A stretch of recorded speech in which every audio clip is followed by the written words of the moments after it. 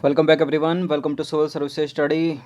Test number 98 पर आ जाइए। UPSC civil services के अभी तक 97 टेस्ट कंप्लीट हो गए हैं। डिस्क्रिप्शन बॉक्स में लिंक है, प्लेलिस्ट इसकी भी बना रखी है, प्रैक्टिस करते रहिए। तो चलिए स्टार्ट करते हैं टेस्ट नंबर 98। तो पहला स्टेटमेंट ब्रह्मोस मिसाइल से रिलेटेड है। पहला क्वेश्चन, यह भारतीय सेना में शामिल होने वाली पहली सुपरसोनिक क्रूज मिसाइल है ब्रह्मोस्त्र। यह ध्वनि की गति से लगभग 100 गुना तक तेज है। इसे भारत और ब्रिटेन ने मिलकर बनाया। बताइए कौन सा करेक्ट है। देखिए, यह ध्वनि की गति से लगभग 100 गुना तक तेज कैसे हो सकती है? कोई एस्टेरॉयड थोड़ी है। ठीक है, बहुत ज़्यादा तेज हो गई है तो 3 गुना तक तेज है बस। ठीक है, इसे भारत और ब्रिटेन ने मिलकर बनाया है, ये भी गलत है। भारत और रूस ने मिलकर बनाया है। ठीक है, और यह भारतीय सेना में शामिल होने वाली पहली सुपरसोनिक क्रूज मिसाइल है। केवल पहला वाला करेक्ट है। तो ब्रह्मोस भारतीय सेना में शामिल होने वाली पहली सुपरसोनिक क्रूज मिसाइल है और यह ध्वनि की गति से लगभग 3 गुना तक तेज है, 100 गुना तक नहीं है। ठीक है, इसे भारत और रूस ने मिलकर बनाया है। ऑल वेदर कनेक्टिविटी है। क्वेश्चन नंबर 2 पर आ जाइए। यूनेस्को की मानवता की अमूर्त सांस्कृतिक विरासत सूची में निम्नलिखित में से कौन शामिल है? गतका, कुंभ मेला, योग। कल का टेस्ट अगर किसी ने देखा होगा यूपीपीसीएस का तो करेक्ट कर ले जाओगे इसको। कुंभ मेला इसमें हाल ही में जोड़ा गया है, योग भी है, गतका नहीं है इसमें। ना गतका है ना जल्लीकट्टू है, तो केवल 2 और 3 हो जाएगा 20 का आंसर। तो देखिए, यूनेस्को की मानवता की अमूर्त सांस्कृतिक विरासत सूची में उन विरासतों से मिलकर बनी है वो सूची। ठीक है, जो सांस्कृतिक विरासत की विविधता को प्रदर्शित करते हैं और इसके महत्व के बारे में जागरूकता बढ़ाने में मदद करते हैं। यह जो सूची है वो वर्ष 2008 में अमूर्त सांस्कृतिक विरासत की सुरक्षा पर कन्वेंशन के समय बनाई गई थी। छऊ नृत्य हो गया, योग हो गया, नवरोज त्यौहार हो गया, कुटियाट्टम हो गया और कुंभ मेला इत्यादि जो है इस सूची में शामिल है, किंतु गतका जो है इस सूची में शामिल नहीं है। ठीक है, जल्लीकट्टू भी नहीं है। इत्यादि का मतलब और भी बहुत है। क्वेश्चन नंबर 3 पर आ जाइए। सराय घाट की लड़ाई के संदर्भ में निम्नलिखित कथनों पर विचार करना है। सराय घाट की लड़ाई मुगल साम्राज्य और अहोम के बीच लड़ी गई थी और यह युद्ध जो है वो सिंधु नदी के तट पर लड़ा गया था। पहला सही है, दूसरा वाला गलत है। देखिए, सराय घाट की लड़ाई जो है वो हुई थी वर्ष 1671 में और गुवाहाटी में ब्रह्मपुत्र नदी के तट पर लड़ा गया था यह युद्ध सराय घाट का, न कि सिंधु नदी के तट पर। निम्नलिखित कथनों पर विचार करेंगे। 2 स्टेटमेंट है यहाँ पर। ग्राम उजाला कार्यक्रम एक ऐसी योजना है जो ग्रामीण क्षेत्रों में सस्ते एलईडी बल्ब प्रदान करती है।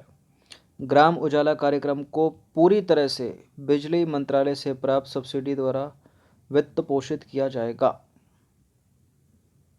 पहला वाला करेक्ट, दूसरा वाला इनकरेक्ट।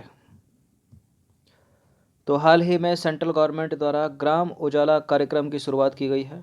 यह सरकार की एक महत्वाकांक्षी योजना है जिसके तहत कार्यशील पुराने प्रतिदीप्त बल्बों के बदले मात्र 10 रुपये में, ठीक है, मात्र 10 रुपये में एलईडी बल्बों का वितरण किया जाएगा। ठीक है, ग्रामीण क्षेत्रों में। इस कार्यक्रम का वित्त पोषण पूरी तरह से कार्बन क्रेडिट द्वारा किया जाएगा। ठीक है, कार्बन क्रेडिट के द्वारा किया जाएगा तथा भारत में इस तरह का ये पहला कार्यक्रम होगा, इसलिए इम्पोर्टेंट है। ठीक है, तो बिजली मंत्रालय नहीं है इसमें, कार्बन क्रेडिट द्वारा पूरा जो है इसका वित्त पोषण किया जाएगा और दुनिया में इतने सस्ते बल्ब कोई भी नहीं दे रहा, केवल मात्र 10 रुपये में। क्वेश्चन नंबर 5 पर आ जाइए। निम्नलिखित कथनों पर विचार करना है। 2 स्टेटमेंट है यहाँ पर, बताना है कि इनमें से कौन सा सही होगा। संयुक्त राष्ट्र बाल कोष यूएन का एक विशेष कार्यक्रम है जो बच्चों के स्वास्थ्य, उनके पोषण, उनकी शिक्षा में सुधार के लिए राष्ट्रीय प्रयासों को सहायता प्रदान करता है। इसे बाल अधिकारों पर कन्वेंशन 1989 में निर्देशित किया जाता है, द्वारा निर्देशित किया जाता है। करेक्ट है बिल्कुल दोनों के दोनों स्टेटमेंट, सी है इसका आंसर। तो संयुक्त राष्ट्र बाल कोष, इसको बोलते हैं यूनिसेफ। संयुक्त राष्ट्र यानी यूएन यानी यूनाइटेड नेशन का एक विशेष कार्यक्रम है जो बच्चों के स्वास्थ्य, उनके पोषण, उनकी शिक्षा और सामान्य कल्याण में सुधार के लिए राष्ट्रीय प्रयासों को सहायता प्रदान करने हेतु समर्पित है। इसकी स्थापना 1946 में संयुक्त राष्ट्र राहत पुनर्वास प्रशासन द्वारा अंतर्राष्ट्रीय बाल आपातकालीन कोष के रूप में की गई थी, ताकि द्वितीय विश्व युद्ध से प्रभावित बच्चों की मदद की जा सके। यूनिसेफ को बाल अधिकारों पर कन्वेंशन 1989 द्वारा निर्देशित किया जाता है। ठीक है। और एक इम्पोर्टेंट बात यह है कि राष्ट्रों के बीच भाईचारे को बढ़ावा देने के लिए इसे वर्ष 1965 में शांति का नोबेल पुरस्कार भी मिल चुका है यूनिसेफ को। और वर्ल्ड फूड प्रोग्राम को भी मिला है 2020 में। क्वेश्चन नंबर 6 पर आ जाइए। हाल ही में किए गए अध्ययन में पाया गया है कि डिप्थीरिया एक बड़ा वैश्विक खतरा बन सकता है। विश्व स्तर पर डिप्थीरिया के मामलों की संख्या धीरे धीरे बढ़ रही है। विश्व स्वास्थ्य संगठन का कहना है कि भारत में इसके कई मामले क्रमिक रूप से बढ़ रहे हैं और 2018 तक बढ़कर कितने हो गए? 8,788। अब बताइए, यह रोग निम्नलिखित में से किसके कारण होता है? डिप्थीरिया माइक्रोबैक्टीरियम डिप्थीरिया के द्वारा नहीं होता, वो माइक्रोबैक्टीरियम वो तो ट्यूबरकुलोसिस है, टीबी जिससे होता है। ठीक है। साइकोबैक्टीरियम ऐसा कोई बैक्टीरिया है ही नहीं, साइकोबैक्टीरियम।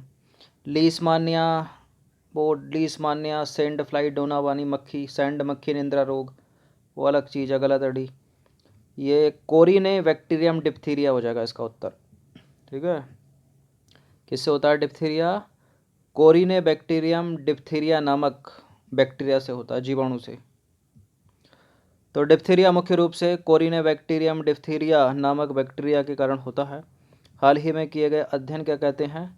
डिप्थीरिया, जो कि अपेक्षाकृत आसानी से रोका जा सकने वाला संक्रमण है, एक बड़ा वैश्विक खतरा बन सकता है। विश्व स्तर पर डिप्थीरिया के मामलों की संख्या धीरे धीरे बढ़ती जा रही है और विश्व स्वास्थ्य संगठन का कहना है कि भारत में वर्ष 2015 के दौरान इसके मामले, डिप्थीरिया के मामले कितने थे? 2365, जो 2016 में बढ़कर हो गए 3380, 17 में बढ़कर हो गए 5293 और 18 तक बढ़ते बढ़ते कितने हो गए? 8788। कोरिने बैक्टीरियम डिप्थीरिया से होता है। नंबर 7 पर आ जाइए। दो स्टेटमेंट है यहाँ पर। केन और बेतवा नदियाँ यमुना की सहायक नदियाँ हैं। हाल ही में मध्य प्रदेश की सरकार और उत्तर प्रदेश की सरकार ने केन बेतवा लिंक परियोजना को लागू करने हेतु एक समझौता ज्ञापन पर हस्ताक्षर किया है। क्या? और गलत ढूंढना कि कौन सा गलत है इनमें। कोई भी गलत नहीं है, दोनों के दोनों करेक्ट है। उत्तर प्रदेश की सरकार है और मध्य प्रदेश की सरकार है। अगर इसकी जगह राजस्थान या किसी और की सरकार होती तो गलत हो जाता स्टेटमेंट। फिलहाल ये दोनों के दोनों सही हैं, तो गलत कोई है नहीं, इसलिए हम इसका उत्तर लगाएंगे डी। तो केन और बेतवा नदियों का उद्गम स्थल मध्य प्रदेश में है। ये यमुना की सहायक नदियां हैं। केन नदी उत्तर प्रदेश के बांदा जिले में यमुना में मिलती है तथा बेतवा नदी उत्तर प्रदेश के हमीरपुर जिले में मिलती है। हाल ही में मध्य प्रदेश की सरकार और उत्तर प्रदेश की सरकार ने केन बेतवा लिंक परियोजना को लागू करने हेतु एक समझौता ज्ञापन पर हस्ताक्षर किए हैं। ठीक है। जो नदियों को आपस में जोड़ने के लिए राष्ट्रीय परिप्रेक्ष्य योजना की पहली परियोजना है। तो दोनों के दोनों स्टेटमेंट करेक्ट हो जाते हैं, इसलिए यहाँ सही उत्तर डी होगा। शेख मुजीबुर रहमान से रिलेटेड दो स्टेटमेंट है यहाँ पर। देखिए, वे बांग्लादेश के प्रथम प्रधानमंत्री और उसके बाद वहाँ के राष्ट्रपति रहे। उन्हें गांधी शांति पुरस्कार 2020 से सम्मानित किया जाएगा। बिल्कुल किया जाएगा, करेक्ट है दोनों के दोनों स्टेटमेंट।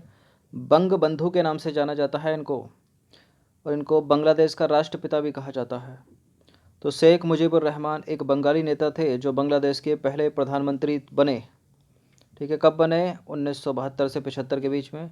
वर्ष 1975 में वहाँ के राष्ट्रपति भी बने वो। उन्हें बंग बंधु के नाम से जाना जाता है। उन्हें बांग्लादेश के राष्ट्रपिता के रूप में भी जाना जाता है। जैसे महात्मा गांधी को जानते हैं ना भारत के राष्ट्रपिता के रूप में, वैसे ही। देखिए, उन्होंने अपने औपचारिक राजनीतिक करियर की शुरुआत कब की थी? 1949 में। ठीक है। उन्हें गांधी शांति पुरस्कार 2020 के लिए चुना गया है क्योंकि उन्होंने अहिंसक और अन्य गांधीवादी तरीकों के माध्यम से सामाजिक, आर्थिक और राजनीतिक परिवर्तन लाने में अपना उत्कृष्ट योगदान दिया था। भगत सिंह के संदर्भ में निम्नलिखित कथनों पर विचार करना है। 23 मार्च 1931 को पुण्यतिथि होती है इनकी, अभी 2 दिन पहले मनाई गई। भगत सिंह हिंदुस्तान रिपब्लिकन एसोसिएशन के सदस्य थे या संस्थापक थे। उन्होंने नौजवान भारत सभा नामक एक उदारवादी युवा संगठन की शुरुआत की थी। देखिए स्टेटमेंट पढ़ते पढ़ते शब्दों को पकड़ना मत छोड़ देना। उन्होंने नौजवान भारत संघ नामक एक युवा संगठन की स्थापना तो की थी, लेकिन वो उदारवादी नहीं था, उग्रवादी था। गलत है दूसरा वाला स्टेटमेंट। और हिंदुस्तान रिपब्लिकन एसोसिएशन के बिल्कुल सदस्य थे। करेक्ट है पहला वाला स्टेटमेंट। 2 को एलिमिनेट कर दीजिए, 1 होगा इसका आंसर। तो देखिए वर्ष 1925 में भगत सिंह लाहौर लौट आए, ठीक है। और अगले 1 वर्ष के भीतर उन्होंने अपने सहयोगियों के साथ मिलकर नौजवान भारत सभा नामक एक उग्रवादी युवा संगठन बनाया था, उदारवादी नहीं, इसलिए गलत है दूसरा स्टेटमेंट और पहला वाला करेक्ट है। वर्ष 1924 में भगत सिंह कानपुर में सचिंद्र सान्याल द्वारा शुरू किए गए हिंदुस्तान रिपब्लिकन एसोसिएशन के सदस्य बने। इस एसोसिएशन के मुख्य आयोजक थे चंद्रशेखर आज़ाद और भगत सिंह उनके बहुत करीबी थे, ठीक है। तो हिंदुस्तान रिपब्लिकन एसोसिएशन की स्थापना किसने की थी? सचिंद्र सान्याल ने। कहाँ की थी? कानपुर में। कब की थी? 1924 में।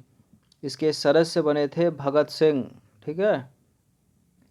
और इस एसोसिएशन के मुख्य आयोजक कौन थे? चंद्रशेखर आज़ाद थे। एल्फ्रेड पार्क में शहीद हो गए थे ये खुद को गोली मारकर, ठीक है। ये सब चीज़ें पता होनी चाहिए आपको। क्वेश्चन नंबर 10 पर आ जाइए। भारत में जलवायु वित्त पोषण के संदर्भ में निम्नलिखित कथनों पर विचार करना है। जलवायु परिवर्तन वित्त इकाई जो है उसकी स्थापना जलवायु परिवर्तन के लिए राष्ट्रीय कार्य योजना के तहत की गई थी, ठीक है। दूसरा स्टेटमेंट है जलवायु परिवर्तन वित्त इकाई पृथ्वी विज्ञान मंत्रालय के अंतर्गत एक नोडल एजेंसी है। देखिए ऐसा नहीं है कि जलवायु परिवर्तन की बात हो रही है तो सब कुछ पृथ्वी विज्ञान मंत्रालय के अंदर ही होगा, ठीक है, या पर्यावरण वन मंत्रालय के अंतर्गत ही होगा। गलत है दूसरा स्टेटमेंट। वित्त मंत्रालय के अंतर्गत है जलवायु परिवर्तन वित्त इकाई, ठीक है। और पहला वाला स्टेटमेंट जो है वो करेक्ट है, तो इसका आंसर हो जाएगा 1 ओनली। तो देखिए सरकार ने वित्त मंत्रालय के तहत किसके? वित्त मंत्रालय के तहत एक जलवायु परिवर्तन वित्त इकाई की स्थापना की है जो सभी जलवायु परिवर्तन वित्त पोषण के मामलों के लिए एक नोडल एजेंसी है। और भारत में जलवायु वित्त पोषण का सबसे बड़ा स्रोत सार्वजनिक धन है, जिसे बजटीय आवंटन और भारत सरकार द्वारा स्थापित जलवायु परिवर्तन से संबंधित कई निधियों और योजनाओं जैसे कि राष्ट्रीय स्वच्छ ऊर्जा निधि एवं राष्ट्रीय अनुकूलन कोष के माध्यम से पारित किया जाता है। पहला वाला करेक्ट है। भारत सरकार जलवायु परिवर्तन हेतु राष्ट्रीय कार्य योजना के तहत स्थापित 8 मिशनों के माध्यम से भी धन मुहैया कराती है। तो इन 8 मिशन के बारे में आपको पता होगा, कई बार पहले प्रश्न बनाया, पिछले साल से बनाते आ रहे हैं 2 सालों से। तो 10 प्रश्न थे इंपॉर्टेंट, इनकी प्रैक्टिस एक बार कर लीजिएगा। धन्यवाद।